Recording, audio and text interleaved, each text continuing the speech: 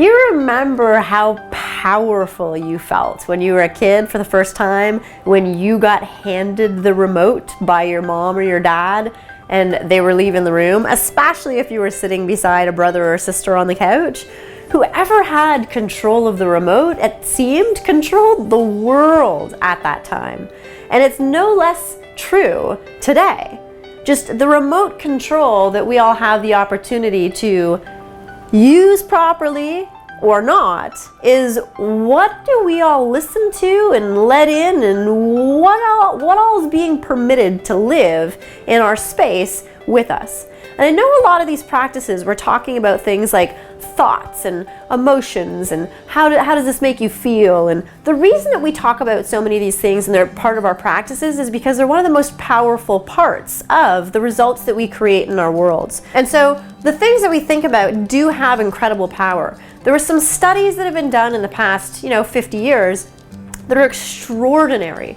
And one in particular has a massive impact and had a massive impact on me when I saw the results of this study. So there is a gentleman, and he's a doctor. His name is Dr. Masaru Emoto, and he has done a huge amount of work in the field of recording the power of thoughts. So he has a book, several, but this one is Messages from Water and the Universe. And what his studies have documented and shown is the dramatically different results that positive thinking and negative thinking has physically on water. You don't have to believe me. You can Google it. You can look at the research. You can see all of the information yourself. It's fascinating. So what he's done is that he has taken water and then he's been able to record and visually record it as he reduces the temperature of the water from such a precise state, the molecular level, to be able to see what the water looks like when it is reduced to freezing. In one experiment, there is negativity projected at water. There is angry noises and negative energy and negative words, and everything is just completely treated, abusively.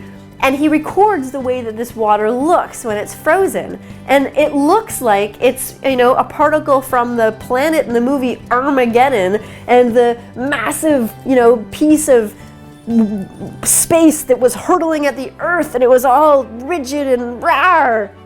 Very Dr. Seuss-like looking. Then he recorded what water looks like when it is reduced to freezing, but it has feelings of love projected at it, and positivity and appreciation and beautiful music, and just energetically that also is in the space that water is in. The picture of what this looks like when it is frozen, they're gorgeous. They're beautiful, snowflake, intricately designed, stunning images.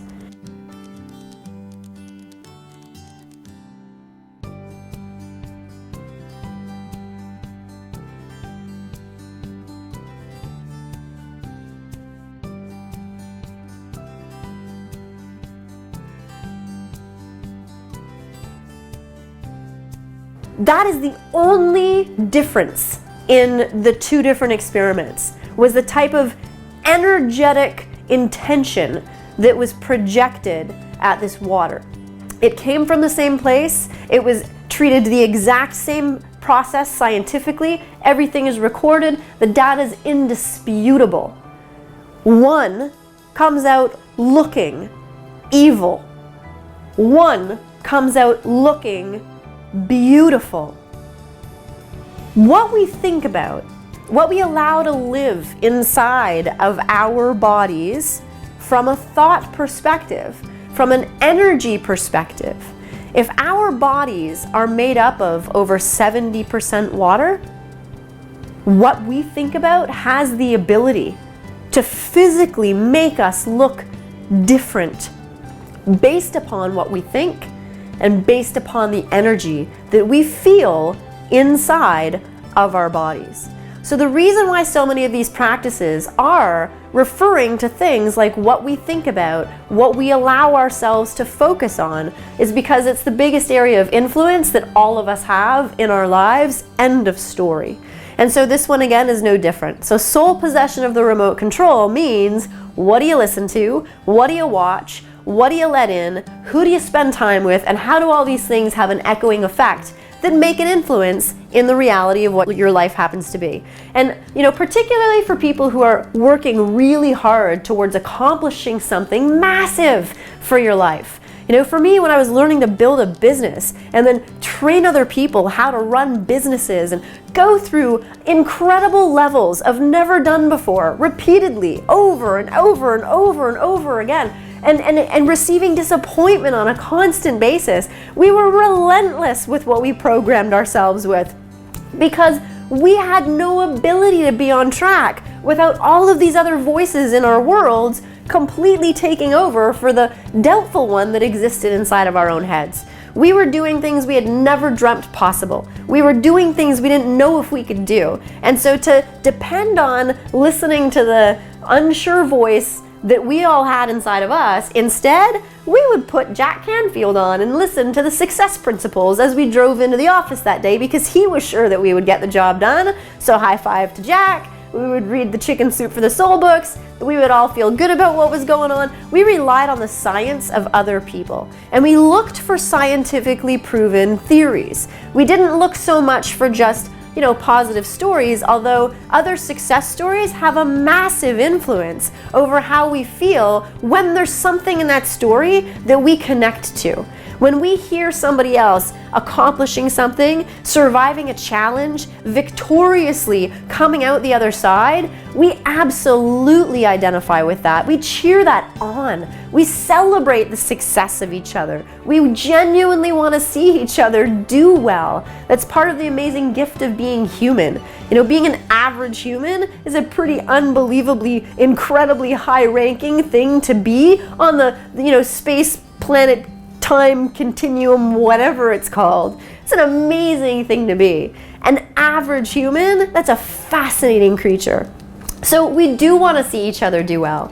So when it comes to sole possession of the remote control, consider, when you come home, what kind of television do you watch? And how does it make you feel? And there's not a right or a wrong rule, and it's not about dismissing things from your life and only watching these particular things. This isn't a rule. This isn't about control.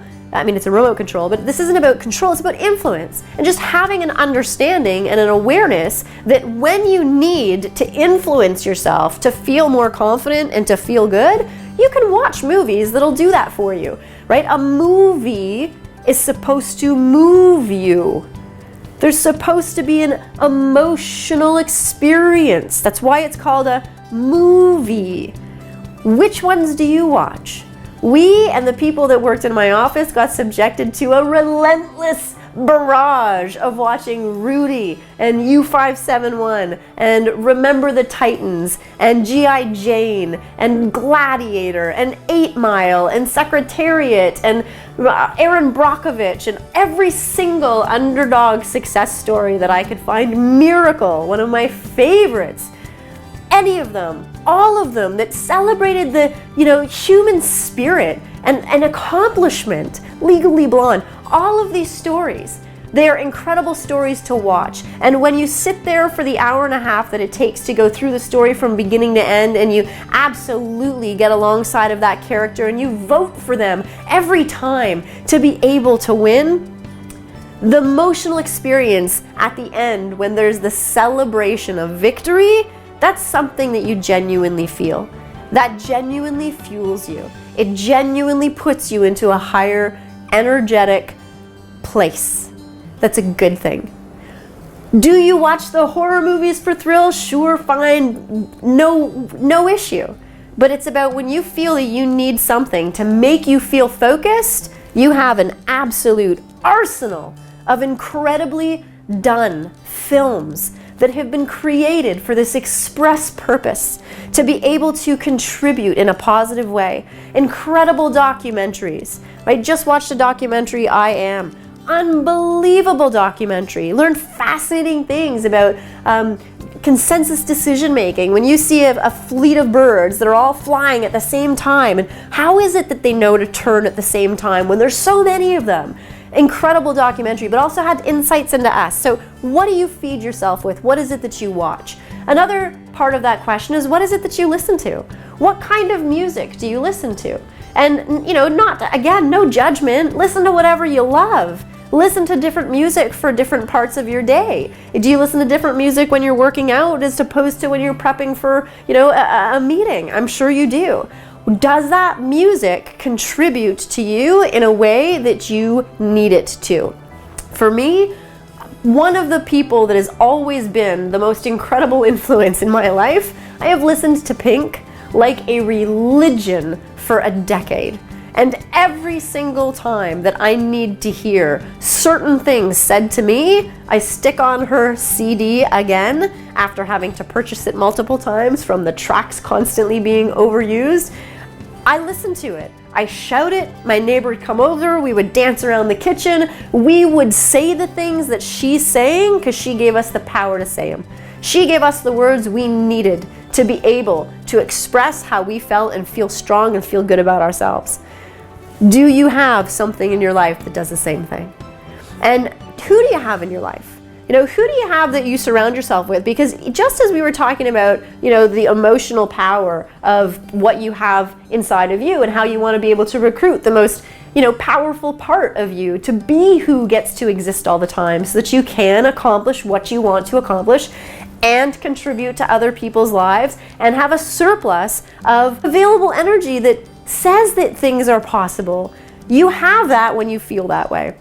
It's interesting to note the recruiting power that emotions have in other people, right? So all of us as well, when it comes to our emotions, we project, right? So we all have like an emotional volume setting. And it's interesting because some of us are turned right down and that's all the emotions in the entire, spectrum of them. And some of us, we are turned right up and we're projectors. And most of us switch it up. Like most of us control the volume setting on our emotions based on all the different factors that we deal with in our own lives. But when you're around somebody else who is a projector and you are receiving some energy that is not the kind of energy that you want to receive, and it truly is, it's trying to recruit it. You can feel the irritation. It's successfully going after this guy because they know that they have power in numbers. So if they can recruit somebody else to now feel upset, then that emotion is going to be dominant. I like to think of it that way instead of thinking that that person's negative. I think that the emotion that's driving that person is negative, and it gives me the ability to separate from that emotion as opposed to think about all of the reasons why I shouldn't not want to be around that person, right? It takes it away from being personal, but it has an effect on us, right? Whoever it is that we have in our environment, energetically, we project on each other. So sole possession of the remote control means who do you permit to be in your broadcast range and for how long? When we're driving in our car, let's say that you're going on a road trip and you don't have an iPod or any type of device connected that has any type of playlist whatsoever and you are at the mercy of the radio, which is phenomenal. However, just different than what most of our experience is today. Let's say that you're listening to a station and you love the music and you're singing and you're on a road trip and it's awesome and you're somewhere you don't know. So all of a sudden the stations, cross over and get a little bit irritating, and then this new channel comes on and it's this insane music, like whatever the insane, fingernails on a chalkboard kind of music is for you comes on. What do you do? Like instantly, what do? You change the channel. You don't think about it. You don't wonder if you should. You don't feel bad about the person that's singing and you're gonna change it and maybe this isn't nice. You change it. Well, the exact same thing has to happen if somebody comes into your environment that is in an energetic place, that is projecting, that isn't what isn't where you want to be. I guess one place for me that's a challenge is in a yoga class. Have you ever been in a yoga class and been beside somebody who's like a projector and they're totally not there to relax, they're there to compete or they're working something out, and I totally understand, respect, no judgment. But being beside a projector in a yoga class is challenging to stay there. It's a challenge when you go in order to, kind of clear out. So, sole possession of the remote control. What do you allow to have as airtime in your head, in your world, in the space around you? What do you put on with intention? What do you change the channel on? What do you tolerate? And what do you replay? What is it that you listen to that gives you what you need to get so that you can be the you that is the you that knows how to get some damage done? Damage in a good way. We'll see you next time.